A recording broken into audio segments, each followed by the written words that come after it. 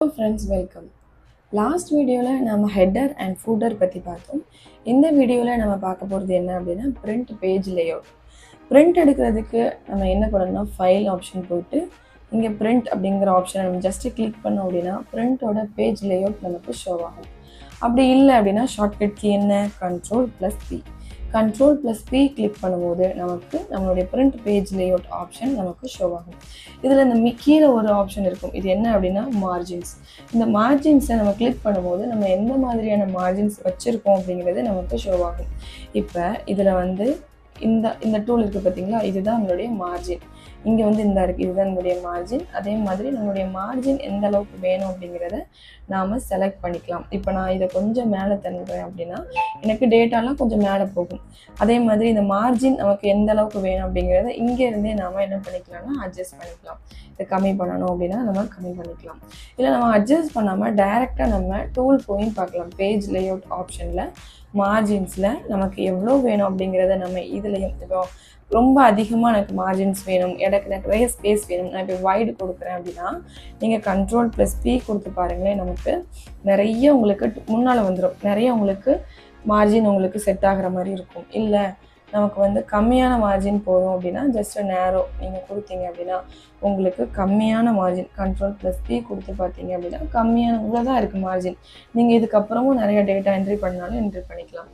இதுலேயும் நம்ம கம்மி பண்ணனாலும் கம்மி பண்ணிக்கலாம். சரிங்களா, இதுதான் மார்ஜின் டூல்.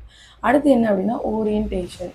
ஓரியன்டேஷன்னா என்ன அப்படின்னா இப்போ Ctrl+P கொடுக்கும்போது நமக்கு எப்படி இருக்குது, A4 ஷீட் ஷேப்பில் இருக்கும்.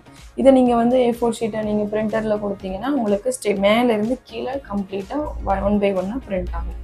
பட் நமக்கு நிறைய டேட்டா வந்து நிறையா இருக்குது அப்படிங்கும்போது நீங்கள் என்ன பண்ணணும்னா லேண்ட்ஸ்கேப் ஆப்ஷன் நீங்கள் கொடுத்தீங்க அப்படின்னா Ctrl+P கொடுத்து பார்க்கும்போது நமக்கு எப்படி இருக்கும் அப்படின்னா லேண்ட்ஸ்கேப்பில் இந்த அளவு நிறையா இருக்குது. நீங்கள் பிரிண்ட் எடுக்கும் போது நமக்கு A4 ஷீட்டோடைய ஹரிசாண்டல் ஷேப்பில் உங்களுக்கு என்ன ஆகும் அப்படின்னா பிரிண்ட் ஆகும். சரிங்களா, அதுதான் இந்த ஓரியன்டேஷன் ஆப்ஷன். சைஸ் நமக்கு எந்த மாதிரி, இப்போ letter format, A4 sheet format, A5 format, நம்மளோட பேப்பருடைய ஷீட் வந்து எந்த மாதிரி இருக்கோ அதுக்கு தகுந்த மாதிரி நாம் பிரிண்ட் பண்ணிக்கலாம். இப்போ பிரிண்ட் ஏரியானா ஒன்றும் இல்லை, நான் வந்து இவ்வளோ மட்டும் நான் பிரிண்ட் பண்ணால் போதும், எனக்கு நான் செலக்ட் பண்ண இந்த ஏரியா மட்டும் பிரிண்ட் பண்ணால் போதும் அப்படின்னு நம்ம இருக்கோன்னா ஜஸ்ட் நம்ம செலக்ட் பண்ணிவிட்டு பிரிண்ட் ஏரியா ஆப்ஷன் கொடுத்துட்டு செட் பிரிண்ட் ஏரியா நீங்கள் கொடுத்துட்டு ஜஸ்ட் Ctrl+P கொடுத்து பார்த்தீங்கன்னா நம்ம செலக்ட் பண்ணி வச்சுருக்க ஏரியா மட்டும்தான் என்ன ஆகும் அப்படின்னா பிரிண்ட் ஆகும். மற்ற டேட்டா எல்லாமே என்ன செய்யாது அப்படின்னா உங்களுக்கு பிரிண்டில் வராது. ஸோ நான் இப்போதைக்கு இதை வேண்டாம், நான் இதை கிளியர் பிரிண்ட் ஏரியா கொடுத்துட்றேன்.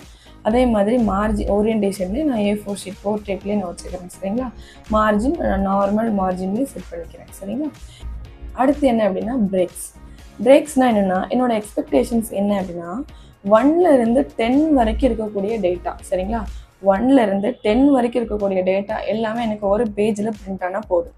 ரிமைனிங் டேட்டா எல்லாமே எனக்கு அடுத்தடுத்த பேஜில் பிரிண்ட் ஆகணும். இதுதான் என்னுடைய எக்ஸ்பெக்டேஷன்ஸ். நான் என்ன பண்ணுறேன் அப்படின்னா 10க்கு அடுத்த நம்பர் என்ன அப்படின்னா 11. ஸோ நான் 11ங்கிற இந்த செல்லை 11A11ங்கிற இந்த செல்லை கிளிக் பண்ணிவிட்டு ஜஸ்ட்டு நான் பிரேக்கிங்கில் இன்சர்ட் பிரேக் கொடுத்தேன் அப்படின்னா எனக்கு நீங்கள் Ctrl+P கொடுத்து பார்த்தீங்க அப்படின்னா உங்களுக்கு என்ன தெரியும், ஃபஸ்ட்டு 10 காலம்ஸ், ஃபஸ்ட்டு 10 ரோஸ் மட்டும்தான் உங்களுக்கு இங்கே பிரிண்ட் ஆகிருக்கும். அடுத்த பேஜில் உங்களுக்கு அடுத்தடுத்த டேட்டாஸ் எல்லாமே அடுத்த பேஜில் வரும். இதே மாதிரி 2-3 பிரேக்ஸ்னாலும் நம்ம வச்சுக்கலாம். இப்போ நான் என்ன பண்ணுறேன்னா 20 வரைக்கும் எனக்கு ஒரு பேஜில் இருக்கணும். ஸோ நான் 21 கிளிக் பண்ணிவிட்டு அகெயின் பிரேக் போயிட்டு இன்சர்ட் பிரேக் கொடுத்துருக்கேன். இப்போ நீங்கள் Ctrl+P கொடுத்து பாருங்களேன், எனக்கு ஃபஸ்ட்டு 10 ஃபஸ்ட்டு பேஜ்லேயும் அடுத்த 10 அடுத்த பேஜ்லேயும் அடுத்தடுத்த டேட்டா எல்லாமே அடுத்தடுத்த பேஜ்லேயும் எனக்கு வரும். ஸோ இதுதான் வந்து என்ன அப்படின்னா பிரேக்ஸ் அப்படிங்கக்கூடிய ஆப்ஷன். நான் இப்போதைக்கு இதை அன்டோ பண்ணிக்கிறேன்.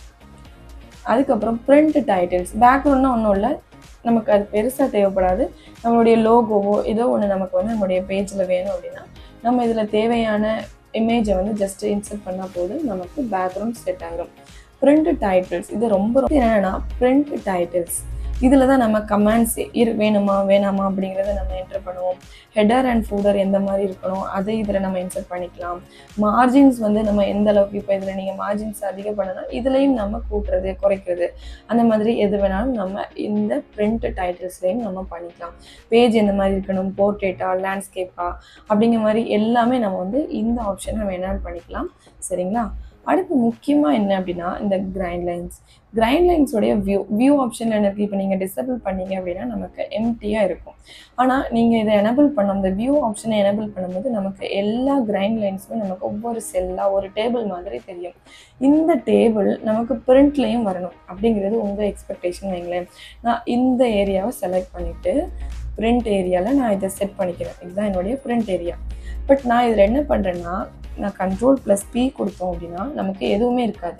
ஏன்னா நம்ம என்ன பண்ணலை அப்படின்னா எதையுமே நம்ம எனபிள் பண்ணலை, எந்த டேட்டாவும் நமக்கு இந்த ஏரியாவில் இல்லை. பட் நான் இதில் கிரைண்ட் லைன்ஸ் கொடுத்துட்டு பிரிண்டில் நான் எனபிள் பண்ணியிருக்கேன். இப்போ நீங்கள் Ctrl+P கொடுத்து பாருங்களேன், நம்ம எனபிள் பண்ணி வச்சுருக்க கிரைண்ட் லைன்ஸும் சேர்த்து இதில் என்ன ஆகும் அப்படின்னா உங்களுக்கு பிரிண்ட் ஆகும். ஸோ நமக்கு இந்த கிரைண்ட் லைன்ஸும் சேரணும் அப்படின்னா இந்த ஆப்ஷனை நீங்கள் கொடுக்கலாம். தேவையில்லை அப்படின்னா ஜஸ்ட் எனபிள் பண்ணிக்கலாம். அதே மாதிரி தான் ஹெட்டிங்ஸ், இந்த ABCD இருக்குது பார்த்தீங்கன்னா, இதுதான் நம்மளுடைய ஹெட்டிங்ஸ். இதை நான் இப்போ டிசபிள் பண்ணிட்டேன் அப்படின்னா எனக்கு இந்த ஹெட்டிங்ஸ் எதுவுமே தெரியாது. ஸோ நான் இப்போதைக்கு எனபிள் பண்ணிவிட்டு பிரிண்ட் ஆப்ஷனை நீங்கள் Ctrl+P கொடுத்து பார்த்தீங்க அப்படின்னா எதுவுமே இருக்காது. பட் இந்த ஹெட்டிங்ஸை நீங்கள் பிரிண்டில் எனபிள் பண்ணிட்டோம் அப்படின்னா நீங்கள் Ctrl+P கொடுத்து பார்க்கும்போது நமக்கு இந்த ABC அப்படிங்கிற இந்த ஆப்ஷன் நமக்கு தெரியும். இதுலேயும் நம்ம என்ன பண்ணிக்கலாம், இப்போ ஜேங்கிற இந்த காலமை நம்ம லென்த் பண்ணனாலும் நம்ம லென்த் பண்ணிக்கலாம். இந்த மாதிரி காலம்ஸை நமக்கு எந்த அளவுக்கு வேணும் அப்படிங்கிறத நாம் இந்த பிரிண்ட் பேஜ் லேஅவுட் ஆப்ஷன்லேயும் நம்ம பார்த்து தெரிஞ்சுக்கலாம். சரிங்களா? இப்போ நான் Ctrl+P கொடுத்து பிரிண்ட் பேஜ் லேஅவுட், அதாவது பிரிண்டோட ப்ரிவியூ ஆப்ஷன் நான் பார்க்குறேன். பார்க்கும்போது பாருங்களேன், இந்த சைடு இருக்குது பார்த்தீங்களா, இதுதான் வந்து பிரிண்ட் எடுக்கிறதுக்கான முக்கியமான இன்ஃபர்மேஷன்.